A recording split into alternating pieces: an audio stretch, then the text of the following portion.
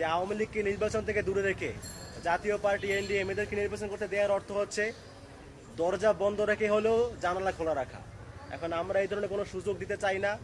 সেই জায়গা থেকে, সেই দাবি থেকে আমরা জুলাই ঐক্যের পক্ষ থেকে গত সপ্তাহে হাইকোর্টে রিট করেছিলাম জাতীয় পার্টি এনডিএম সহ আওয়ামী লীগের স্বতন্ত্র প্রার্থী যারা রয়েছে তাদের জন্য মনোনয়ন বাতিল করা হয় সেই দাবিতে। তো সেই রিটের প্রেক্ষিতে গতকাল হাইকোর্ট রুল জারি করেছে।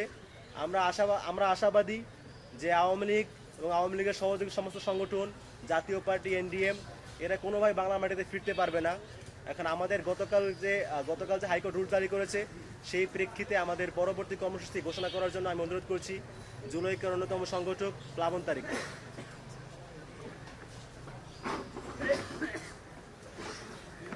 এবং জাতীয় পার্টি এরশাদ সহ national democratic front led by Anisul Islam Mahmud এবং আনোয়ার হোসেন মঞ্জু নেতৃত্বে একটা জোট হয়েছে। এই জোট আমরা মনে করছি পুরনো আওয়ামী লীগের সেই এজেন্ডা বাস্তবায়ন করবে এবং ভারতের মদতপুষ্ট হয়ে তারা আবার কাজ করবে এবং গণতান্ত্রিক বাংলাদেশে তারা আবার চক্রান্ত করবে।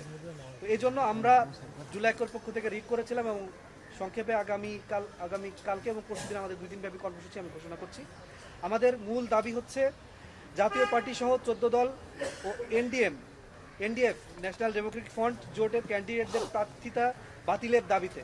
আমি আবারও বলছি, আমাদের দাবিটা হচ্ছে জাতীয় পার্টি সহ 14 দল ও এনডিএফ জোটের ক্যান্ডিডেটদের প্রার্থিতা বাতিলের দাবিতে আগামী 13 তারিখ আগামীকাল দুপুর 12টায় ইলেকশন কমিশনে স্মারকলিপি এবং মার্চ টু ইসি কর্মসূচি ঘোষণা করছি।